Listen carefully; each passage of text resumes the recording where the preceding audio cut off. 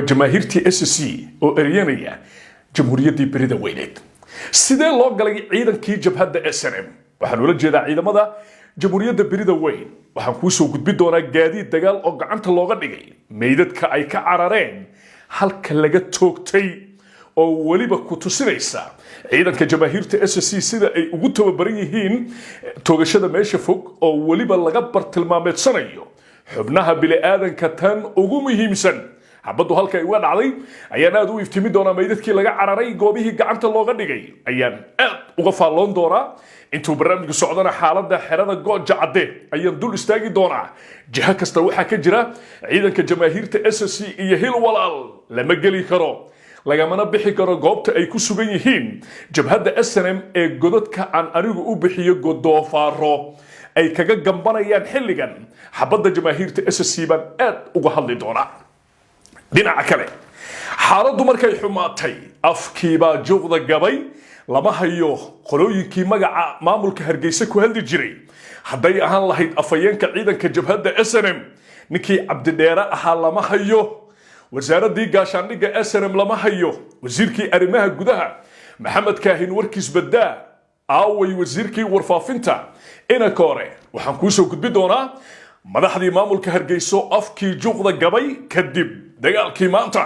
waxaan iftimi doonaa waxa ku dhacay oo ay u hadli waayeen dadka beenta loo sheegi jiray ee Hargeysa Burco iyo Gabiley maxay caawa ku seexanayaan ileen beeni raad malo beentii la sheegi jiray xitaa waa la gabaye barnaamijka ayaan kugu soo gudbinayaa markay xaaladdu xumaatay dagaalka maanta looga adkaaday waxay isku dayayaan warar ku tiri kuteen ah in ay baraha bulshada ku faafiyaan sida in la inkiro sawir qaadayaal ka tirsan jamaahiirta SSC oo la bartilmaameedsaday goobta ay ku go'doonsan yihiin jabhadda SNM sawiro oo waliba gabaldhicii maanta ka soo qaaday gooja cadde sawiradaasi waxay muujinayaan in lagu dhawaaday goobtii ay ku dhumaalaysanayeen jabhadda SNM godoofaarradii baa sawiro laga soo qaaday si ay arrintaasi ummadda uga jahawareeriyaan ayay diyaarinayaan warar ku tiri kuteena waan sii dul istaagi doonaa waan iftiimi doonaa ummadda Soomaaliyeedna waan uga digi doonaa hadduu Allah idmo dhinaca kalena waxaan ku soo gudbinayaa markay isaaqu jabaan ayay yiraahdaan erer Soomaali barnaamijkii erer Soomaali oo la doonayay in lagu beer la xawsado hawiye iyo sida ay uga jawaab celiyeen ayaan barnaamijka kugu soo gudbin doonaa hadduu Allah idmo qolooyinkii la yiri waa wafdi ee anigu aan erer Soomaali kuwii ugu liita weeyaan sidee bay xilligan dareemayaan waxyaabihii ay sugayeen ma la kulmeen lacagtii gurnada ahayd ee loo ballan qaadana ma la siiyey xaaladda wafdigii erer Soomaali ee Hargeysa tagan kula wadaagi doonaa isbeddelka 30 sano kadib iyo waliba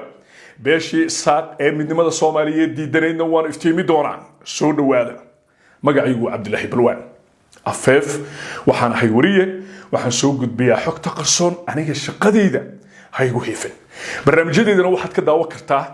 iyagoo isdaba jooga channelka YouTube-ka Aftahan Production laakiin laba kamida barnaamijyadeeda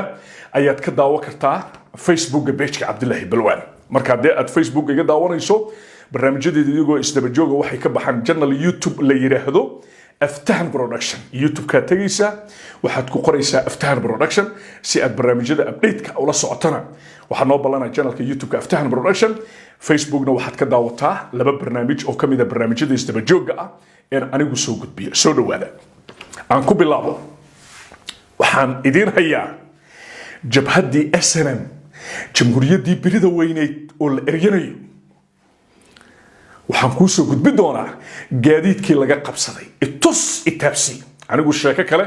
kula hor imaamayo wax muuqda ayaa bulshada la wadaagaa muuqaalku markuu ku soo gaaro fiidiyowga like saar waa xaqa fiidiyowgu uu kugu leeyahay ha iloobin in aad share tiraahdo maxaa yeelay waa labada xaq ee fiidiyowgan uu adiga kugu leeyahay like iyo share soo dhawaada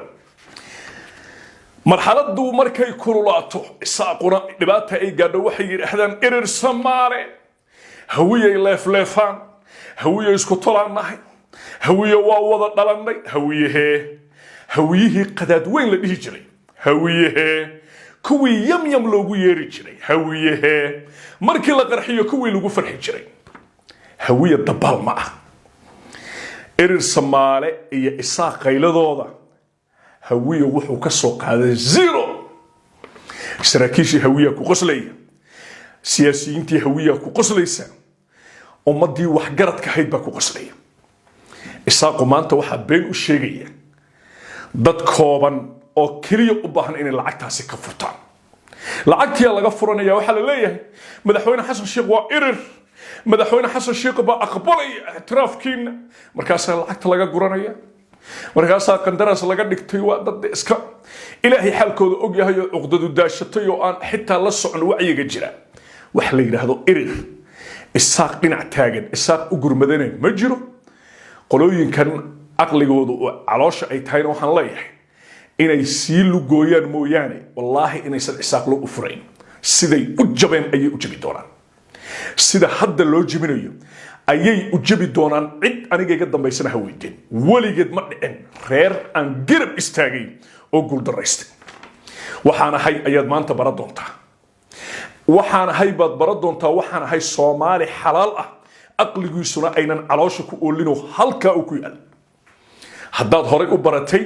qof bara bulsho ka hadla ee adigu lacag ku hagi karto maanta barasho wanaagsan qof aan lacag ku hagi karin ee qalbi iyo Soomaalinimo kaliya lagu hagayo ala kulli xal dad baa laga keenay Muqdisho waxa la geeyay guri ku yaala Hargeysa halkaas xalay afur iyo suxuur lagu siiyay waxa la fiiriyay marka miisaanka ay soo kordhi karaan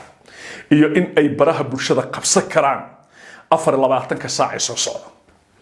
xalaya la eegay qof bini aadan oo hadal haysa la waayay bulshadii baraha bulshada la soo galay cid hadal haysa qolooyinka tagay Hargeysa waa la waayay indhihii shacabka inay soo jiitaan baa Hargeysa loo geeyay waa ku guuldareysteen indhihii shacabka inay soo jiitaan baa Muqdisho looga soo diray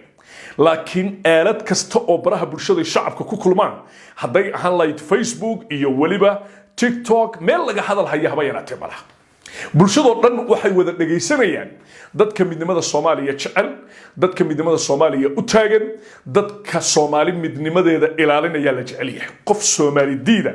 iyo qof Soomaali diid kobaha ka daba wada sharaf iyo sumcad oo bulshada ku leeyahay haba yaraatee malaha waxaan leenahay marka isaaqo marka uu culaysku ku yimaado ayay irir u cararaan mana jirto wax walaalnimo iyo sharaf ay hawiye u hayaan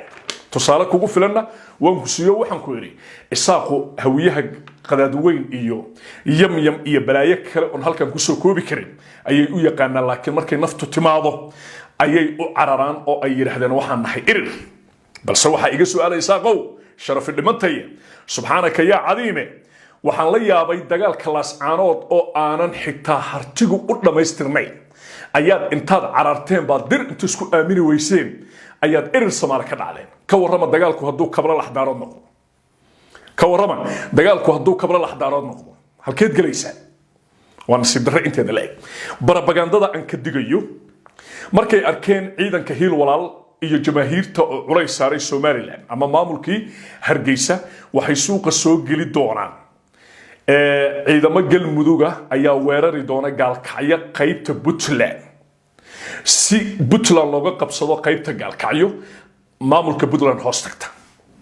waxay inta ka raadinayaan in ciidamada hiil walaal ee Puntland ka yimid ee Somaliland qalqalka ku haya inay soo noqdaan barabaganda weerar galmudug ka yimaadna laga dhaadhiciyo laakiin sheekadaas waa mid raqiis oo soconay intan anigu noolahayna ma dhacayso in aad barabaganda umadiida aad u sheegtaan dhinaca kale sawiradii laga qaaday gooja cadda galinkii dambe ee maanta ay doonayaan inay maran habaabiyaan umada waxay leeyihiin sawirkan gooja cadda ma aha sawirkan shaqo kuma la laakiin cadceed dushaada taagan sacbadu ma daboolaan sawiradii galinka dambe maanta ay ka qaadeen kaameramanadii jamaahiirta SSC wax kastood samaysaan ma inkiri karaysaan hase yeeshee sidee loo eryaday jabhadda SNM jamhuuriyadda birida weyn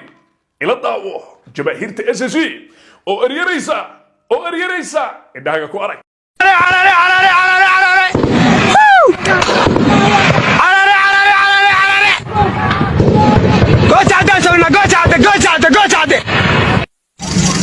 xaggaas waa taliskii saaka laga saaray ay weliba aad ugu baabeen baabuurta xagga tagtagan iyagaa laga futay waxa kale jooga iyagaa laga futay ka soo horeeyay waxa hadda ka yaabsan waxaanu haynaa darajadeedii hadeerna waa sii wadnaa ilaa hadeerna waa caysananaa joogaada uga dambeeyana ka harmeena hadii lagu ogaado difaac waxaan leenahay jamaahiirta ha noolaato Soomaaliya عليكم ورحمة الله وبركاته. أسعد حالكم واسدة منك odayaashaha shaqo waafiya laga qabtay barintoodana waa gebagabo mar dhow xal isugu dhacaya godadkoodii yaryar ay ku hey ciidankani waa ciidankii birmadka ahaa ee ka yimid bari daraawiish waa niman halgamaya dalkooda inay difaacdaan bay halkan u yimaadeen waxay fadhiyaan maraagi jaaga kala jeexi eriyadaas war maxaad leedihiin halgamaaga cali samatar ciidankii daraawiishta weeye dib u xoreynta SSC meesha galada la insaanka walka galada SSC loo nahay waxa weeye hadana kaga jira waxa weeye wada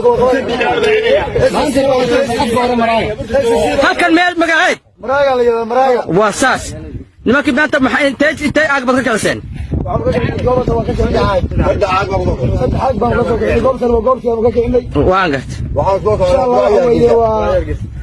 maxaad leedihiin cali samatar iyo halgamaa cali samatar iyo maxaad leedihiin iyo kabtan waxaa gacanta looga dhigay 4 cabdibile iyo waliba 3 beebe tirada meydadka jamaahiirta SSC indhahooda ay ku arkeen oo ay SNMtu ka carartay hadda waa inta laga cararay waa 5 qof oo waliba saraakiila oo waliba xabadu ay uga taalo halbowlaha shiishahanada jamaahiirta SSC sargaalka meel halis ay ka tooganayaan ka warrama inta ay hore u sii qaateen intay ka carareen intay hore u sii qaateen ka warrama shacabka Yagoori jooga ayaa u sheegaya warbaahinta afka dheer kuwooda ugu saameynta badan inay indhahooda ku arkeen waradyo dhiigu uu sida uga da'ayo oo meydad iyo dhaawacyada aan la kala xisaabi karin lala cararay kabash layntan isaaqa aad ku arkaysaan wali fari kama qodna laysma gaarin wali laysma gaarin xaalkuna waa bilow waxaad maalmaha soo socda aad arki doontaan calaamado lama iloobaan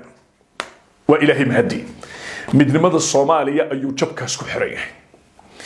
in la laayo SNM midnimada Soomaaliya ku xiran Soomaaliya oo midowdana dee dhibka iyo rifaadkan al-shabaab ayaad ka baxaysaa waana mid calaamado banaanka taala maalintay dulbahanta xabada ku bilaabeen isaaq aaway qaraxyadii muqdisho aaway shabaabkii koonfurta Soomaaliya cabsi ma jirto bisha almost waa 10 bisha barakaysan ee Ramadaan fiiri bishii 10 maraysa qarax ma jiro shabaabkii umada dhibaateynaya tabartoodii waa si laciiftay maxaa dhacay SNMT iyo shabaabkii maalin qura la wada waayay wixii ku soo kordha halaaga iyo jabka haysta SNM iyo al-shabaab barnaamijyada soo socda ayaan kugu soo gudbin doonaa walaalayaal jamaahiirta SSC Soomaali weyn wixii warbaahina Cabdullaahi Balwaan iyo waliba rag culus ayaa SNMta ka soo horjeeda annaga ku filan barabaganda kasto suuqa soo galiyaan annaga dhabarka ka jibinayna fadlan haniye jibin inta Cabdullaahi Balwaan ka aragto barabaganda kasto ay keenana tooshka ayaan ku iftiiminayna 30 sano kadib waxay dulbahantana tuseen isaaq hawiye jecel 30 sano kadib waxay dulbahantana tuseen isaaq calan Soomaaliyeed hargeysa u ogol jamaahiirta SSC wallahi sharafad leedii dulbahanta taariikh wanaagsan buu ku leeyahay midnimada qaranka Soomaaliyeed maantana kuma jirto war ma aragteen hargeysa calanka buluuga la wato war ma aragteen midabkii buluuga la dagaalami jiray oo hadda naf laga raadinayo war ma aragteen murugada fakarka ka muuqda irir Soomaale madaxweyne Xasan Sheekh Maxamuud maadaama uu irir yahay waxaan ka codsanaynaa inuu ictiraaf na siiyo ala cashootini ka soo baxday la mid tahay inaad ictiraaf heshaan anaa ku iri cid iga dambayso weydiinaysana malaha